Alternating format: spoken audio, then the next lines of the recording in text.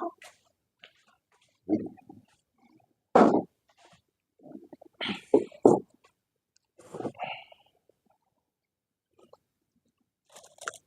สบายดีสวัสดีพี่น้องเอฟซีทางไกลและทางไกลมาพี่น้องกินข้าวแล้วนำกันพี่น้องมื้อนี้ไปตลาดมาพี่น้องมาเบิ่งบัดนี้แต่อาหารยังเมนูยังมื้อนี้พี่น้องมาพี่น้องมากินข้าวนำกันมื้อนี้เก่าคือเดิมพี่น้องข้าวแรกอาหารแซ่บๆพี่น้องมาเด้อพี่น้องมาเด้อไปกินแซ่บๆนำกันพี่น้องเห็นเยอะพี่น้องน้ำจิ้มอันนี้มาพี่น้องมื้อนี้เมนูยังมื้อนี้มาเบิ่งกันพี่น้องมาลุ้นกันว่า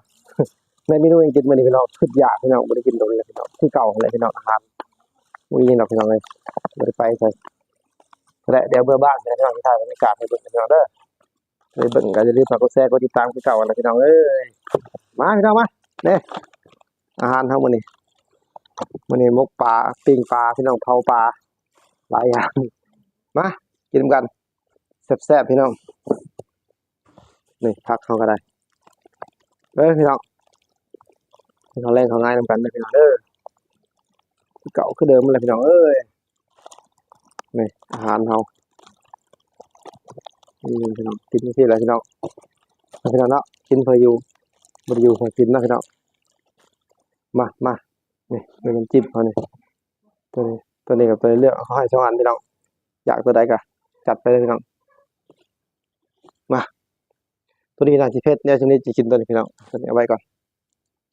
เดี๋ยวสิลองกินตัวนี้ก่อนพี่น้อง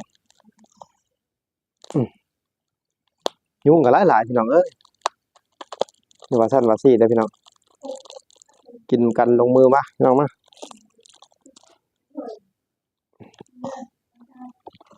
โอ้ผักตกเลยพี่น้องเอ้ยผักตกแล้วเดี๋ยวเขาอยากเก็บผักกับพี่น้องบ่เป็นหยังดอกตกบ่ได้ถึกดินดอก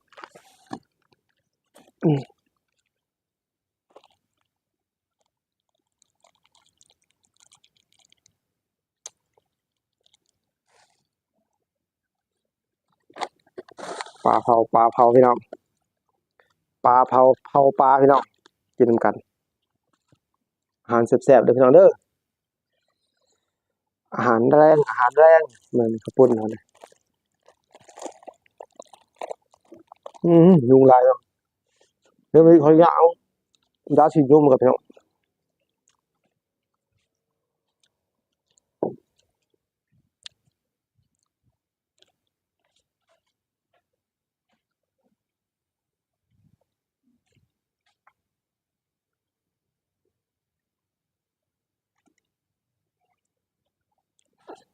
อันนี้ยาฉีดยุงพี่น้องพ่นมวยยุงกัดพี่น้องยุงหลายพี่น้องเอ้ยไล่ยุงเพื่อสิกินข้าวได้โอ้ยขาปืนเบิดพี่น้องเอ้ยมาพี่น้องมากินกันบัดนี้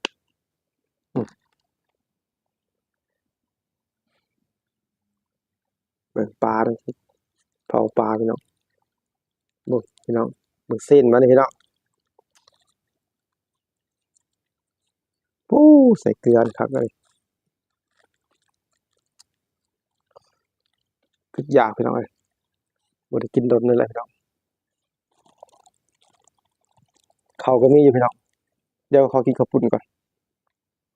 กินข้าวปุ้นก่อนกับปลาเผานี่เบิ่งพี่น้องซีนมันเบิ่งเอาบ่วงมาเบิ่งเอาบ่วงมาโอ้ยอืมอื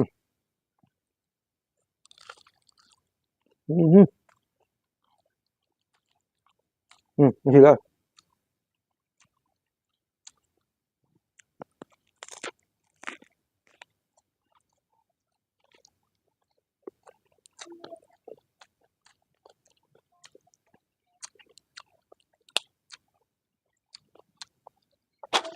ปลาเผาได้หมักกินพี่น้องเนื้อมันหวานดีพี่น้องกับแจ่วเนี่ยโอ้ยคักเข้ากันดีพี่น้องเจ้าในวันนี้หมักกินแจ่วมันค่อยแซ่บ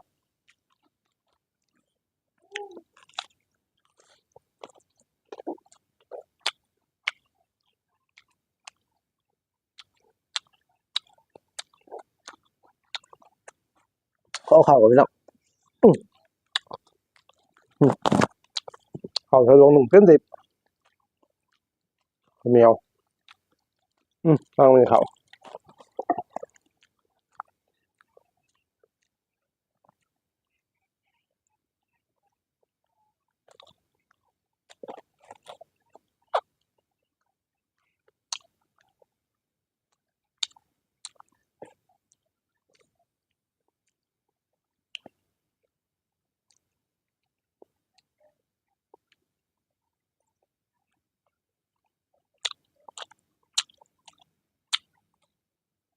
คุณแหละพี่น้องวันนี้ไปจองตัวรถวันที่6คนกลับบ้านพี่น้องวันที่6 เมษาพาลูกสาวกลับบ้านพี่น้องคุณแหละเดี๋ยวจะถ่ายบรรยากาศตรงไหนตรงหน้าให้พี่น้องเบิ่งเลยพี่น้องบรรยากาศบ้านเฮาแหละมือสุดมือพาลูกสาวมาบรรยากาศบ้านเฮาเขาวันหนาวเลยจ้ะ2 มื้อกรุงเทพร้อนคือซะว่าหนาว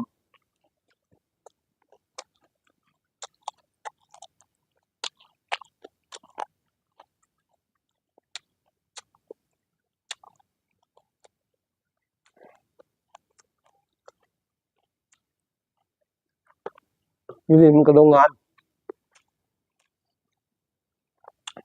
พุ่นพี่น้องเอ้ยจักเขาดังเขาปากลูกสาวตัวลูกเลยพาลูกกลับบ้านเขาอยู่ไปอยู่ในโรงงานพี่น้อง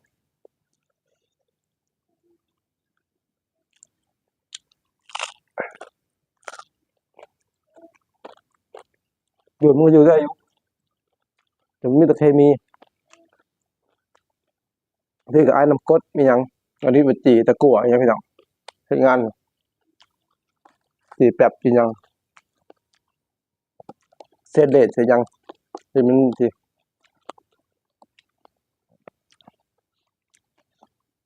ห้องกับคับแคบแล้วเช้าเว้ยมันอยู่ยากพี่น้องที่นอนมันร้อนบ่ได้ไปใช่ตัวลูกวันนี้จะพาลูกกลับบ้านอย่าพูดละพี่น้องสมบรรยากาศที่บ้านนะพี่น้องเดี๋ยวนี้ก็จะถ่ายบรรยากาศให้พี่น้องเบิ่งที่บ้านคือเก่าพี่น้องถ้าลองมาทางนี้พี่น้อง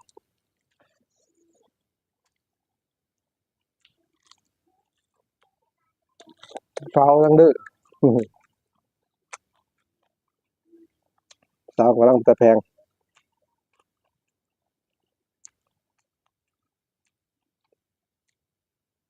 ซีนมันหนังมันขับมันเข้มขึ้นได้เห็นไหมพี่น้อง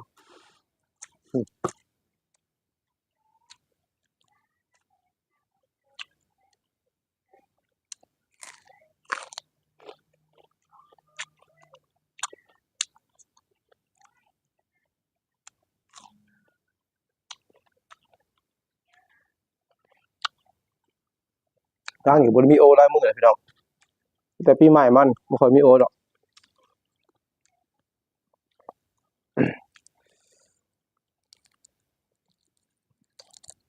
พูดแล้วขัดหลังสงกรานต์มันเรื่องงานหลายส่วนนี้ก็เฮ็ดไปเรื่อยๆพี่น้องบ่มีโอก็ได้เฮ็ดงานคันมีโอก็พอได้อยู่ได้พี่น้องใส่กระยาพี่น้องคันมีโอ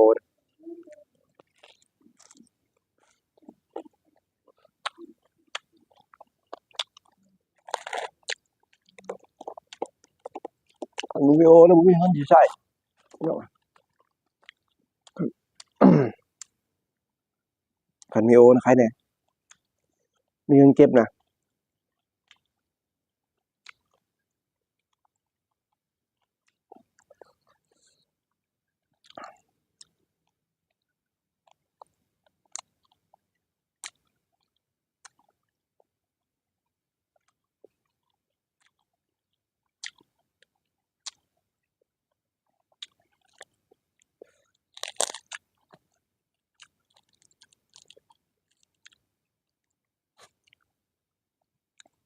โอ้แจ่วนี่แซ่บพี่น้องมัน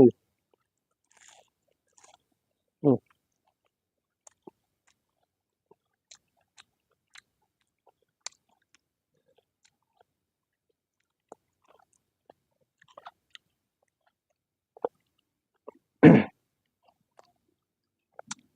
ผู้ใดเมื่อบ้านเดี๋ยววันนี้สิถ่ายผู้ใดพี่น้องลงห้วยลงคลองมานะเบิ่งพี่น้องบรรยากาศบ้านเฮาเห็นเนาะลงตรงไห้ตรงหน้าพุ่นเลยพี่น้องเห็นไห้เห็นหน้าพุ่นเลย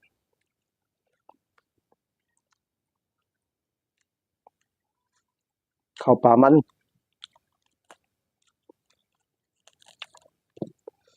ช่วงในบ่ฮู้เขาปลูกมันบ่มันเพิ่นบ่ตกบ่ได้ปลูกหรอกเขาน่าสิกลเบิดแหละพี่น้อง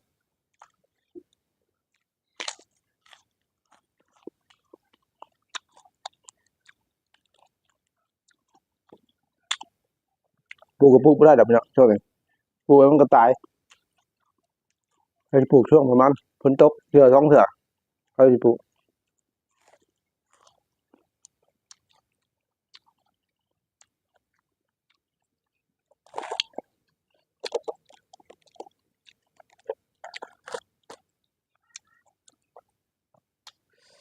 บ่แม่นโฆษณาเด้อพี่น้องเด้อซื้อมาใช้เองพี่น้องยาอุ่นยุงหลายๆ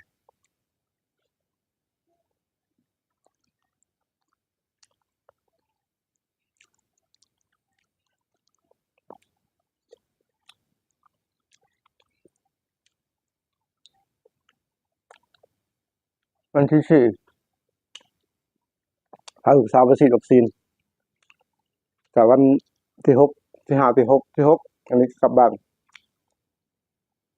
ไปจองตั๋วรถวันที่6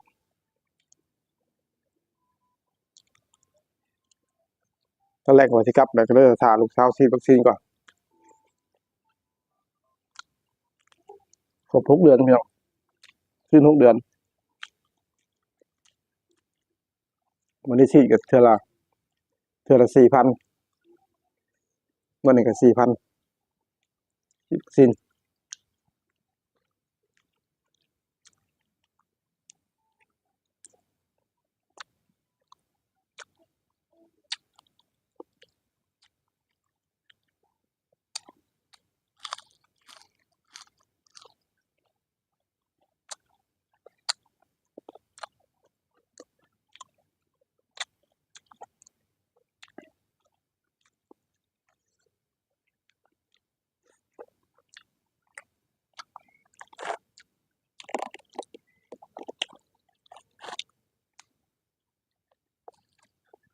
เจ้าเนี่ย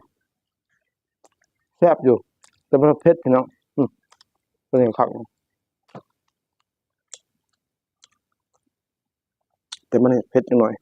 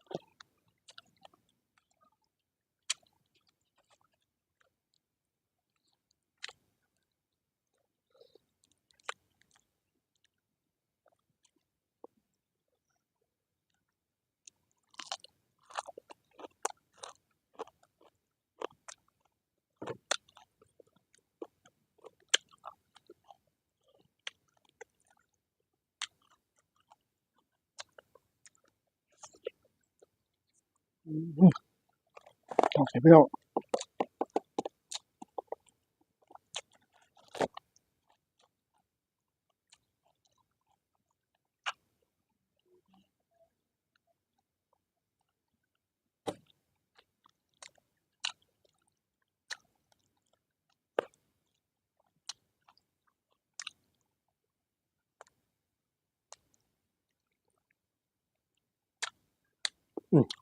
พอแล้วน้องพี่น้อง